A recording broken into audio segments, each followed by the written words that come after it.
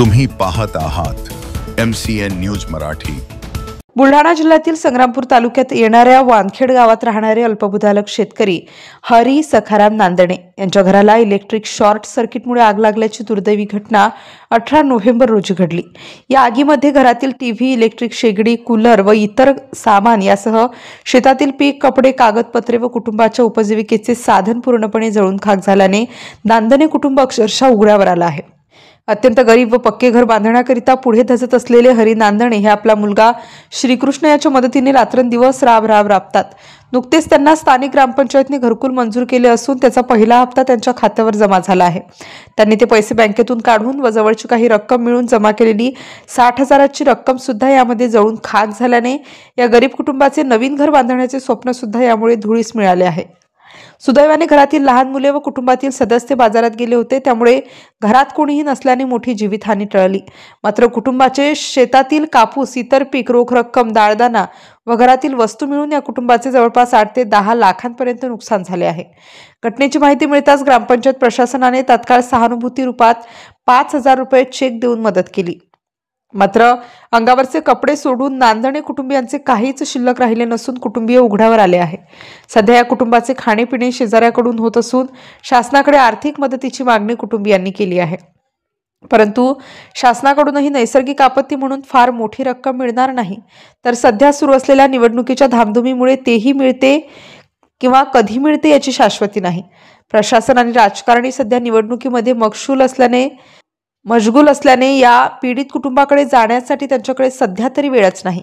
पण एक सामाजिक दायित्व आणि नुकसानग्रस्त अल्पभूधारक शेतकरी कुटुंबाची दयनीय अवस्था पाहता प्रशासनासह सर्वांनीच पुढाकार घेऊन आगीमध्ये उद्ध्वस्त झालेल्या या गरीब कुटुंबाला संकटातून सावरण्यासाठी मदतीचा हात देण्याची नितांत गरज असल्याचे आवाहन MCN न्यूजच्या माध्यमातून करण्यात येत आहे।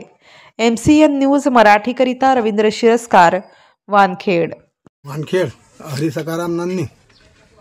बर, काय घटना घडली तुमच्या घरी? आता काही लईनचं झालं म्हणतात बा, लईनच्यामुळे कापूसी जायला, दाय दाना गहू सारं जायला, वळ्या फळ्या सारं जायला, आमचं खायला काहीच नाही। बर, हे घटना कशी काय घडली? तुम्ही कुठं होते? आम्ही संग्रामपूरला जायला होतो जरा कुलूप लावून। बर, घर बंद होतं? हो। बर, कोणीच नव्हतं। काय मागणी आहे तुमची मग? आता काही मदत करा बा शासनानं, चालते ते। बर, अंगावरचे कपडेच राहिले फक्त आमचे, बाकी सगळं जळून खाक झालं? हो। तुमच्या घरी कापूस होता शेतातला? हो। किती होता? 5-6 क्विंटल। पूर्ण जळाला? पूर्ण जळाला, राख पडलेला याठी पाहा। अजून तुरीची डाळ वगैरे काय दायदाना होता? दाना वळ्या सारं जायला, आमची मुगाची डाळ, तुरी डाळ, खायचं सबंध जायला। भांडे कुंडे? भांडेही जायले, भांडे 2-3 शर्ट होते घे। अजून काय होतं? मोठी वस्तू काय होती घरात तुमच्या? कूलर, फ्रीज, टीव्ही, काय? फ्रीज, तिंगे सारं जायला। सगळं जळालं? हो, सगळं जळालं साहेब।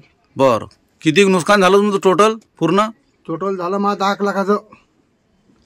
बर, ठीक आहे। बासनच लय होते, नदीचे सारे बासनं होते वाहने। बर, ठीक आहे। घरी नव्हतं, आम्ही बाजारात जायला तो कुलपलायला ते घराले लेकरं होते घरी, आणि काय सांग एकदम लेकरं सलळायला लागली होती घरी, शेजारच्या घरी होते लेकरं। बंद टीव्ही जळली, बंद धान्य गिन्ने बंद, गहू दाना बंद, काहीच नाही राहिलं, कपडे बी नाही राहिले, आधार कार्डातले लेकरीचे कपडा ते बी जाईले, ते आम्ही जेवण करायला दुसरीच्या घरी हा, खायला बी काहीच नाही राहिलं आम्हाला घरात। अंगार कपडे नाहीत ना, काहीच नाही, टीव्ही शेगडी बंद, कपाटात कागदपत्र होते ते बंद, जळाले, काहीच नाही राहिलं, आधार कार्ड बंद, कपडे काहीच नाही, आमच्या लेकराच्या अंगातही कपडे नाहीत राहिले, काहीच नाही।